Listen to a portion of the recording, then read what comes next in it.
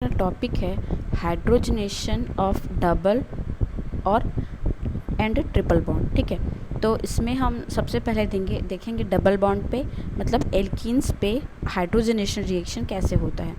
यहाँ दिया गया है the double bond of N alkene consist of a sigma bond and a pi bond. जो डबल बॉन्ड होता है एल्कीन में, जैसे कि यहाँ पे सी डबल बॉन्ड सी है, ठीक है, तो इसमें क्या होता है कि एक सिग्मा बॉन्ड और एक पाई बॉन्ड, ठीक है, ये कंसिस्ट किए हुए रहता है। Because the carbon carbon pi bond is relatively weak. हम जानते हैं कि सिग्मा बॉन्ड के कंपेयर में जो पाई बॉन्ड होता है वो बहुत ही वीक होता है, ठीक है, वीक बॉन्ड होता है। It is quite reactive and can be easily broken and reagents can be add to carbon. तो इसमें क्या होता है कि ये जो पाई बॉन्ड होता है वो बहुत ही ज़्यादा वीक बॉन्ड होने के कारण किसी भी रिएजेंट के द्वारा ये आसानी से टूट जाता है और इन रिएजेंट जो है इसमें ऐड कर जाते हैं, ठीक है। Reagent are added to the formation of single bond to carbon in a addition reaction. इसमें होता है कि इसमें जब एडिशन होता है, ठीक है, तो ये पाई बॉन्ड ब्रेक होता है और ब्रेक होने के कारण जो रिएजेंट होते हैं इस डबल बॉन्ड पे ऐड हो जाते हैं, ठीक है। ऐड होने के बाद ये पाई बॉन्ड टूट के सिग्मा बॉन्ड में कन्वर्ट हो जाता है। फिर इसमें देखेंगे introduction. An example of alkene addition reaction is a process called hydrogenation reaction.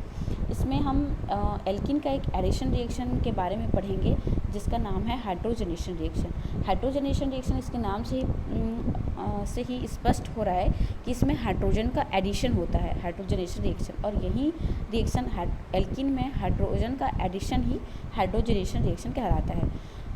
In a hydrogenation reaction, two hydrogen atom are added across the double bond of an alkene।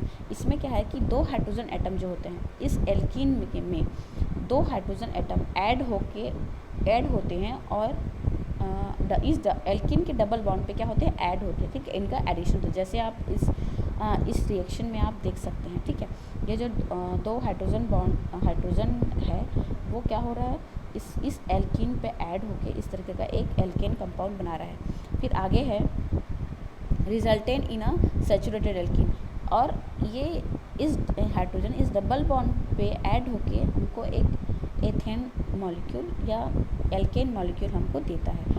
Hydrogenation of a double bond is thermodynamically favourable reaction because it forms a more stable low energy product. इसमें बोल रहा है कि जो hydrogenation reaction होता है, ठीक है, वो थर्मोडायनेमिक फेवरेबल रिएक्शन होता है और इसमें क्या होता है, एक से अधिक प्रोडक्ट इसमें बनते हैं, ठीक है, और वो प्रोडक्ट स्टेबल होता है जिसकी एनर्जी क्या होती है, लो होती है। आगे in other words the energy of the product is lower than the energy of the reactant. और इसमें जो प्रोडक्ट की एनर्जी होती है, हम पोटेंशियल एनर्जी डायग्राम आगे देखेंगे, उसमें क्या होता है कि जो रिएक्टेंट की एनर्जी रहती है, ठीक है, वो प्रोडक्ट की एनर्जी से ज़्यादा होती है, मतलब प्रोडक्ट की एनर्जी कम होती है रिएक्टेंट की एनर्जी से। इसलिए ये जो रिएक्शन होता है एक्सोथर्मिक रिएक्शन होता है, इसमें हीट रिलीज़ होता है, ठीक है, हाइड्रोजनेशन रिएक्शन में हीट रिलीज़ होता है, इसलिए ये एक्सोथर्मिक रिएक्शन होता है। The heat release is called the heat of hydrogenation. ये जो हीट रिलीज होता है उसको हीट ऑफ हाइड्रोजनेशन कहते हैं, which is indicator of a molecule stability, जो कि मॉलिक्यूल की स्टेबिलिटी के बारे में हमको इन्फॉर्मेशन देता है, ठीक है।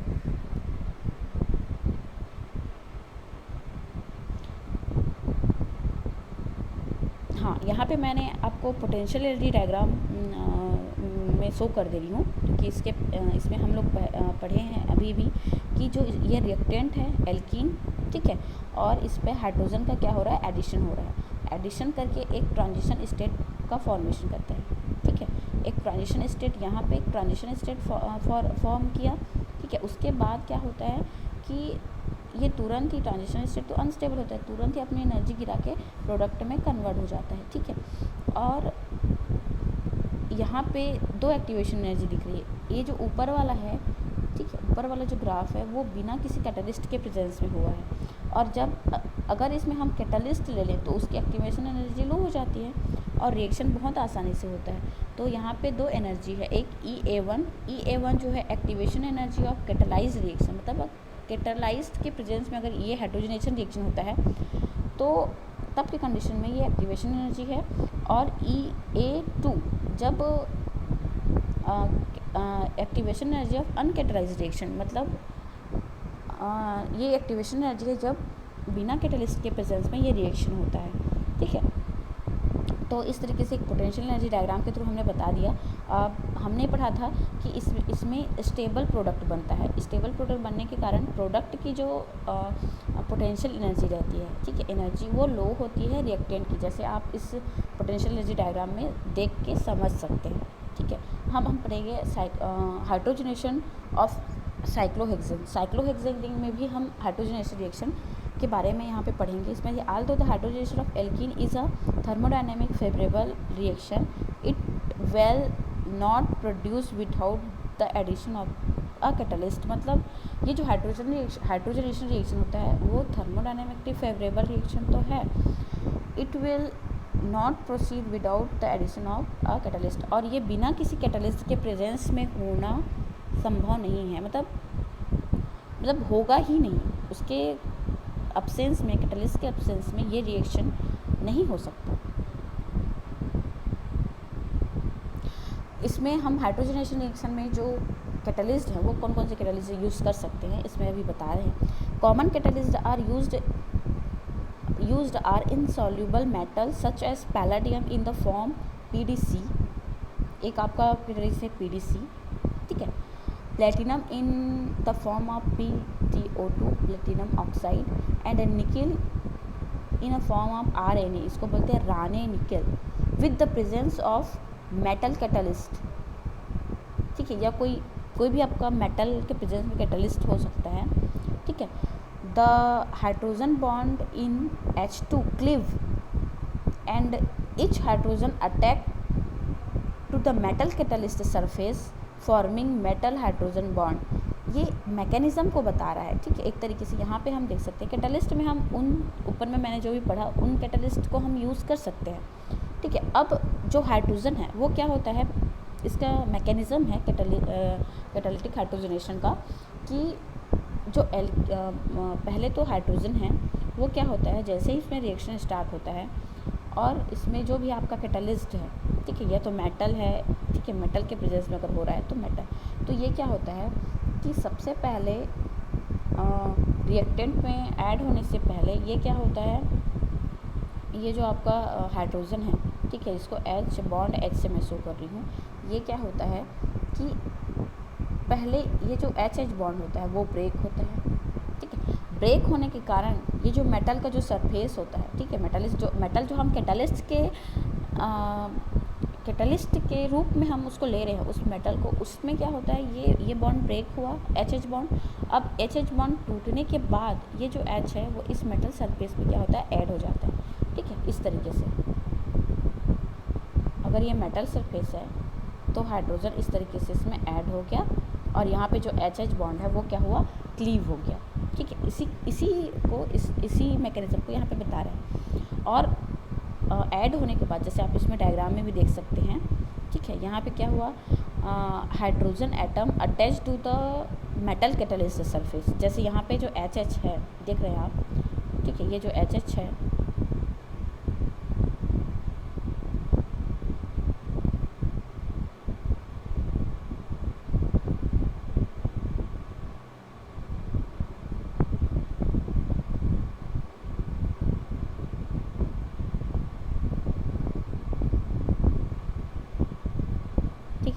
तो यहाँ पे जो H है दिख रहा है, ये H क्या हुआ, बॉन्ड टूटने के बाद इस मेटल के सरफेस पे क्या हो गया, वो ऐड हो गया, ठीक है।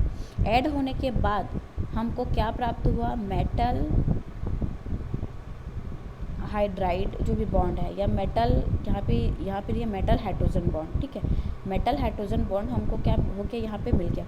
अब क्या होता है, जो एल्कीन मॉलिक्यूल्स फिर आगे इसमें दिया है, ठीक है,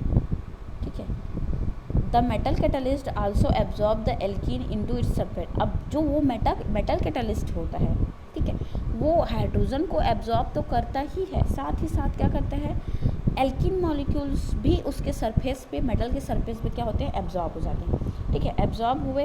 अब दोनों जब एब्जॉर्ब हो गए, जैसे आप देख रहे हैं यहाँ पे हाइड्रोजन भी एब्जॉर्ब हो चुका है और एल्किन भी एब्जॉर्ब हो चुका है। ठीक है, ये एल्किन है और ये हाइड्रोजन मेटल के सरफेस पर एब्जॉर्ब हो गया है। अब इसमें बोल रहा है a hydrogen atom is then transfer to alkene forming a new CH bond. अब क्या होता है कि ये जो हाइड्रोजन एटम है एल्किन को ट्रांसफ़र हो जा रहा है। जैसे यहाँ पे देख रहे हैं आप, क्या हुआ, ये जो हाइड्रोजन एटम होता है वो क्या करता है, यहाँ पे बॉन्ड टूटता है और टूटने के बाद H+ के रूप में इस एल्किन पे जाके अटैक करते हैं। ठीक है, एल्किन के अटैक करके हमको इस तरीके का एक सेकेंड हाइड्रोजन एटम इस ट्रांसफ़र टू एल्किन।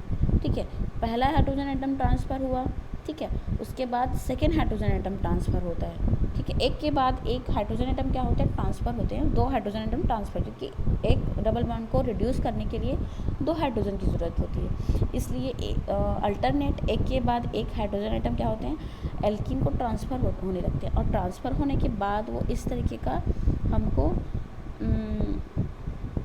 प्रोडक्ट देती हैं। और एक बात यहाँ पे और, जैसे ही हाइड्रोजन एटम यहाँ पे क्या होता है, यहाँ से टूट के इस पर जुड़ता है, मेटल और कार्बन के बीच का जो बॉन्ड होता है वो टूटता है। ठीक है, फिर ये जैसे कि यहाँ पे टूट गया, यहाँ पे देख रहे हैं जैसे ही हाइड्रोजन यहाँ पे ऐड हुआ ये टूट गया। फिर दूसरे स्टेप में क्या होता है कि फिर से दूसरा हाइड्रोजन टूटा और ये फिर यहाँ पे जाके अटैक किया, तो ये वाला जो मेटल और ये जो बॉन्ड है, ठीक है, ये वाला बॉन्ड वो क्या हुआ, ब्रेक हो गया और हमको इस तरीके का एक प्रोडक्ट एल्कीन प्राप्त हो गया। इस तरीके का एक कैटालिटिक मैकेनिज्म है। ठीक है, फिर second hydrogen atom is transfer forming another CH, यही वही बोल रहा है, सेकेंड हाइड्रोजन एटम उसमें क्या हो, ट्रांसफ़र हो जाए।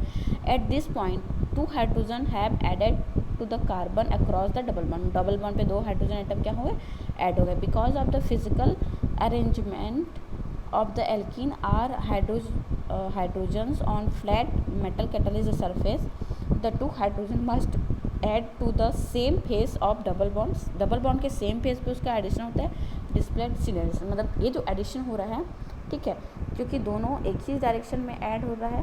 ठीक है, यहाँ पे भी एक ही डायरेक्शन में ऐड हो रहा है। अगर स्टीरियो केमिस्ट्री अगर इसकी देखें तो क्या हो रहा है, सिन एडिशन होता है। सिन मतलब जो दोनों हाइड्रोजन होते हैं वो क्या एक ही डायरेक्शन में, यहाँ पे यहाँ ऐड हुआ, यहाँ पे ये ऐड हुआ, तो ये सिन एडिशन कहलाता है। ठीक है, तो इस प्रकार से इसमें सिन एडिशन होता है। फिर इसका देखते हैं कि हाइड्रोजनेशन रिएक्शन का इसका एप्लीकेशन क्या है। तो hydrogen reaction are extensively used to create commercial goods, मतलब इसको कमर्शियल इंडस्ट्री के बेसिस पे हम इसको यूज़ करते हैं। कमर्शियल पॉइंट ऑफ व्यू पे इसका ज़्यादा उपयोग होता है। Hydrogenation is the use in the food industry, food industry में to make a large variety of manufactured good, जैसे spread and shortening from liquid oils. ठीक है, this process also increase the chemical stability of product, product की chemical stability को भी ये increase करता है। यील्ड सेमी सॉलिड प्रोडक्ट के रूप में, जैसे मार्गेरिन। ठीक है, मार्गेरिन इस सेमी सॉलिड प्रोडक्ट होता है, इसमें यूज़ होता है। फिर है hydrogenation is also used in coal process, coal process में भी यूज़ होता है। Solid coal is converted to a liquid through the addition of hydrogen. Liquefying coal makes it available to use for fuel, मतलब fuel में भी ये ईंधन के रूप में भी यूज़ होता है। तो इस तरीके से एक कमर्शियल एप्लीकेशन है। फिर हम देखते हैं कि hydrogenation reaction in triple bond, मतलब एल्काइन में किस तरीके से हाइड्रोजनेशन रिएक्शन होता है उसके बारे में हम यहाँ पे पढ़ेंगे। ठीक है, तो ये आपका एल्काइन है, इसको हम टर्मिनल एल्काइन भी बोल सकते हैं। टर्मिनल एक होता है इंटरनल, एक एल्काइन, जैसे ये एल्काइन हो गया C ट्रिपल बॉन्ड C वाला, C triple bond C H और H, ये आपका है टर्मिनल एल्काइन, क्योंकि ये एसिडिक हाइड्रोजन क्या है, फर्स्ट कार्बन से जुड़ा है। और अगर एल्काइन जो है वो इस तरीके से है तो इसको बोलते हैं इंटरनल एल्काइन। ठीक है, क्योंकि ये क्या है, ये जो कार्बन है वो एक और कार्बन से जुड़ा है, यहाँ से कोई एसिडिक हाइड्रोजन है नहीं। तो जब इस तरीके का एल्काइन होता है, ठीक है, तो इसको जब रिड्यूस किया जाता है तो ये भी सेम हाइड्रो मतलब मेटल के प्रेजेंस में हाइड्रोजनेशन होता है, ठीक है। मेटल कैटालाइज्ड हाइड्रोजनेशन, जैसे यहाँ पे प्लेटिनम दिख रहा है आपको, ठीक है। तो जब इसका हाइड्रोजनेशन रिएक्शन होता है तो हमको क्या होता है, एल्केन प्राप्त होता है, ठीक है। तो लेकिन इसमें क्या होता है, 2 मॉलिक्यूल ऑफ H2 यूज़ होते हैं, ठीक है। 2 मॉलिक्यूल ऑफ H2 यूज़ होते हैं, ठीक। और हमको क्या मिलता है, एल्केन मिलता है। अगर हम इसको क्या करते हैं, मेटल के प्रेजेंस में क्या करते हैं, हाइड्रोजनेशन रिएक्शन करते हैं। अब इसका दूसरा पॉइंट है कि अगर हम इसका हाइड्रोजनेशन करते हैं लिंडर्स कैटालिस्ट के प्रेजेंस में। लिंडर्स कैटालिस्ट कौन क्या है बता रही हूँ मैं आपको, ये होता है BaSO4, इसके साथ आपका यूज़ होता है Pb लेड, ठीक है। तो ये आपको कहलाता है लिंडर्स कैटालिस्ट। और अगर लिंडर कैटालिस्ट के से यूज़ करते हैं तो हमको सिस एल्किन प्राप्त होता है, सिस एल्किन, ठीक है। अगर हम इसी एल्काइन को रिड्यूस करते हैं या फिर इसको क्या करते हैं, हाइड्रोजनेशन करते हैं या रिडक्शन करते हैं, एक तरीके से रिडक्शन ही है क्योंकि हाइड्रोजन का एडिशन मतलब रिडक्शन, सिंपल। तो इसका रिडक्शन हम मेटल जैसे सोडियम, एल्कली मेटल में सोडियम, पोटेशियम, लिथियम, ठीक है, इसके प्रेजेंस में लिक्विड अमोनिया NH3 के प्रेजेंस में करते हैं। इस रिडक्शन का नाम है बर्च रिडक्शन, मतलब हाँ, ठीक है। तो इसकी अगर इस रिएजेंट के प्रेजेंस में अगर हम रिएक्शन करते हैं तो हमको ट्रांस एल्कीन प्राप्त होता है। ये दोनों रिएजेंट मोस्ट इम्पॉर्टेंट है। एक रिएजेंट का यूज़ करने से हमको सीस एल्कीन प्राप्त होता है, जबकि बर्च रिडक्शन कराने पर या सोडियम लिथियम लिक्विड अमोनिया के साथ जब हम रिएक्शन कराते हैं तो हमको क्या एल्कीन प्राप्त होता है, ट्रांस एल्कीन प्राप्त होता है, ठीक है। इसका मैकेनिज़्म है, ये जो अभी हमने पढ़ा, ये बर्च रिडक्शन जो है वो डिज़ोल्विंग मेटल रिडक्शन होता है। डिज़ोल्विंग मेटल रिडक्शन का मतलब क्या है, देखते हैं यहाँ पे दिया गया है या तो सोडियम या लिथियम, ठीक है। मान लेते हैं हम लिथियम को लेते हैं, ठीक है, या सोडियम को ले लिए, ठीक है। सोडियम जो मेटल है वो किसके साथ सॉल्वेटेड रहता है, अमोनिया के साथ, ठीक है। और हम जानते हैं कि मेटल क्या करता है, इलेक्ट्रॉन को आसानी से देता है। तो ये क्या होता है कि ये जो आपका सोडियम है इस अमोनिया में घुल के सॉल्वेटेड अमोनिया देता है, मतलब जैसे इस तरीके का E- ये NH3X और यहीं पे कहीं पे लिथियम रहेगा प्लस, ठीक है। तो ये सॉल्वेटेड अमोनिया क्या होता है कि ये जो अमोनिया होता है वो चारों तरफ से इलेक्ट्रॉन से मतलब क्या होता है, घिरा हुआ होता है, घिर जाता है। इसलिए इसको डिज़ोल्विंग मेटल जो है उसमें डिज़ोल्व हो जाते हैं, अपना इलेक्ट्रॉन दे देते हैं, ठीक है। और इस तरीके से हमको क्या एक ट्रांस प्रोडक्ट प्राप्त हो जाती है, इसलिए इसको डिज़ोल्विंग मेटल रिडक्शन भी बोला जाता है। अब देखते हैं इसका रिएक्शन मैकेनिज़्म। इसका रिएक्शन मैकेनिज़्म सेम एल्कीन के मतलब रिडक्शन के समान होता है। इसमें क्या होता है कि अच्छा, ये तो एल्किन हो गया ना, एल्काइन का, हाँ, ये एल्किन का तो हम पढ़ चुके हैं पहले, ठीक है, ये पहले पढ़े हैं उसी की जैसे। अब है अगला एल्काइंस का, ठीक है।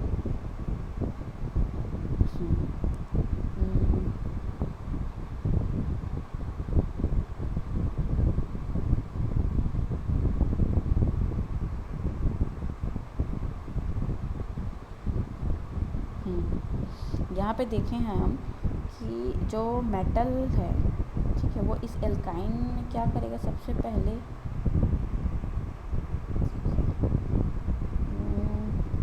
हाँ, मतलब ये लिंडर्स रिएक्शन के प्रेजेंस में होता है।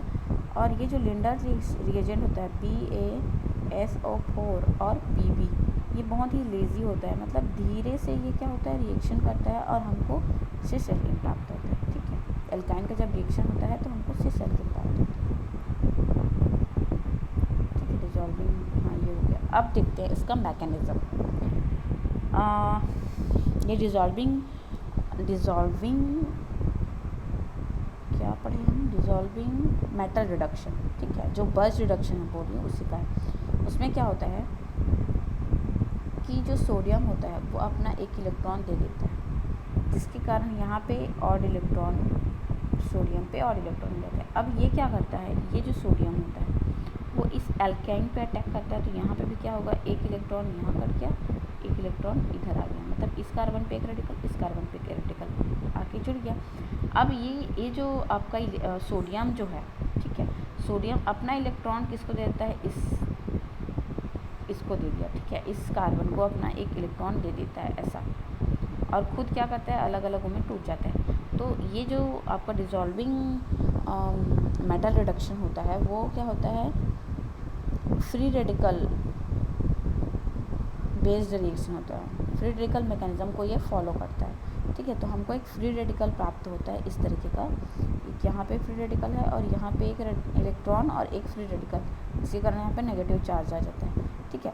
अब क्या होता है, देखिए यहाँ पे अगर इसको मैं इस तरीके से, इस एल्कीन को हम अगर ट्रांसफॉर्म में लिखें तो क्या होगा, जैसे आगे हम यहीं पे लिखे हैं कि अगर यही जो एल्कीन होता है इसको हम आगे है इधर, हाँ यही है, ठीक है, ये इसका क्या है, ट्रांसफॉर्म है ना, तो यहाँ पे एक ऑर्बिटल में इलेक्ट्रॉन होगा, यहाँ पे ऑर्बिटल में एक इलेक्ट्रॉन, यहाँ पे दो इलेक्ट्रॉन, और सीस में अगर बात करें तो यहाँ पे एक इलेक्ट्रॉन, यहाँ पे दो इलेक्ट्रॉन, एक इलेक्ट्रॉन। तो हम जानते हैं कि जो जैसे सिस में, अगर सिस को लेते हैं हम, सिस जहाँ पे दोनों एक ही साइड है, एक ही डायरेक्शन में है, एल्काइल ग्रुप, तो ये आपका सिस एल्कीन हो गया। अब सिस एल्कीन में हम जानते हैं कि अगर इलेक्ट्रॉन का जो ऑर्बिटल है वो एक ही डायरेक्शन में होगा तो इनके बीच रिपल्शन होगा, रिपल्शन होने के कारण ये जो होते हैं वो आउट ऑफ प्लेन चल जाते हैं, मतलब प्लेन से हट गए, जिसके कारण ये जो रिएक्शन होता है वो क्या, ये जो आपका जो प्रोडक्ट बना है वो क्या होता है, ये जो इंटरमीडिएट है वो स्टेबल नहीं होता, अनस्टेबल होता है। इसी में आप अगर आपका ट्रांस एल्कीन है, ठीक है, तो ट्रांस एल्कीन में यहाँ पे एक इलेक्ट्रॉन और इलेक्ट्रॉन, ठीक है, और यहाँ पे दो इलेक्ट्रॉन, मतलब नेगेटिव चार्ज। तो ये जो दोनों लोब्स होते हैं पी इलेक्ट्रॉन के, वो एक दूसरे के अपोजिट डायरेक्शन में होने के कारण मतलब अपोजिट डायरेक्शन है, इनका कोण 180 डिग्री होने के कारण इनमें सबसे मिनिमम रिपल्शन होता है, जिसके कारण ये जो स्ट्रक्चर होता है वो स्टेबल हो जाता है, ठीक है, मतलब ये स्ट्रक्चर मोर स्टेबल होता है।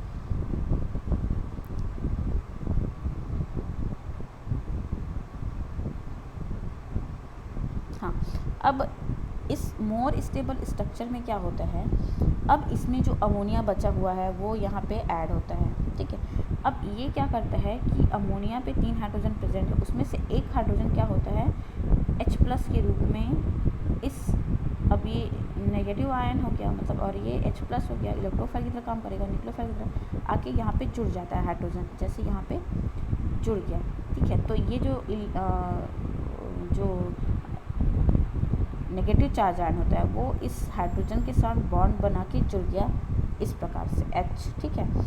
अब हमारे पास बच गया क्या, नाइट्रोजन पे एक नेगेटिव चार्ज, और ये इस तरीके से ऐसा N पे पहले से लोन पेयर इलेक्ट्रॉन प्रेजेंट रहा था, अब दो और इलेक्ट्रॉन नेगेटिव चार्ज, मतलब दो और इलेक्ट्रॉन आ गए, जिसके कारण ये नेगेटिव चार्ज हो गया। अब यहीं पे कहीं पे Na+ आके यहीं पे रहेगा, ठीक है, क्योंकि दोनों को इलेक्ट्रो न्यूट्रलिटी बना के रखनी है, तो इसलिए ये इसी के पास में सोडियम प्रेजेंट रहेगा, ठीक है। उसके बाद आप देख सकते हैं इसमें कि यहाँ पे भी एक और ऑड इलेक्ट्रॉन बचा है, सेम इस ऑड इलेक्ट्रॉन पर, या यहाँ पे इस ऑड इलेक्ट्रॉन पे, या यहाँ पे जो ऑड इलेक्ट्रॉन पे जिस तरीके से रिएक्शन हुआ था, सेम वही रिएक्शन यहाँ पे भी होगा। जैसे देखिए आगे, ठीक है, इसमें देखो कि ये क्या करेगा, यहाँ पे जो सोडियम है वो अपना इलेक्ट्रॉन यहाँ पे एक देगा, जिसके कारण क्या होगा, यहाँ पे एक ऑड इलेक्ट्रॉन तो पहले से था, साथ ही उसने क्या किया, सोडियम ने एक इलेक्ट्रॉन इसको दे दिया, जिसके कारण यहाँ पे क्या हो गया, पेयर ऑफ इलेक्ट्रॉन आ गया, जिसके कारण इस पर नेगेटिव चार्ज आ गया। अब नेगेटिव चार्ज होने के कारण अब अमोनिया क्या करेगा, इसमें क्या करेगा, H+ के रूप में अपना हाइड्रोजन इस पे आके जुड़ जाएगा, ठीक है। जैसे यहाँ पे ये जुड़ गया, इस कार्बन पे हाइड्रोजन आके जुड़ गया, जिसके कारण ये क्या होगा, न्यूट्रल हमको एल्कीन प्राप्त हुआ। और फिर बचा हमारे पास क्या, नाइट्रोजन पे एक लोन पेयर पहले से था, यहाँ पे ये वाला, और दूसरा दूसरा क्या हुआ कि ये जो बॉन्ड है वो टूटा, जिसके कारण एक और लोन, जिसके कारण यहाँ पे नेगेटिव चार्ज आ गया। तो और इसी के पास पे सोडियम जो है वो आके अटैच हो जाता है। तो इस तरीके से हमको कंप्लीट एक ट्रांस हमको एल्कीन प्राप्त हो जाता है। इस तरीके से आज हमने पढ़ा hydrogenation reaction of alkene. Alkene में किस तरीके का हाइड्रोजनेशन रिएक्शन होता है और एल्काइंस में डबल बॉन्ड और ट्रिपल बॉन्ड में किस तरीके का रिएक्शन होता है, इसके बारे में हमने यहाँ पे पढ़ा। अगले टॉपिक में हम फिर डिस्कस करेंगे, ठीक है। आप इतना पढ़िए, ठीक है। Thank you.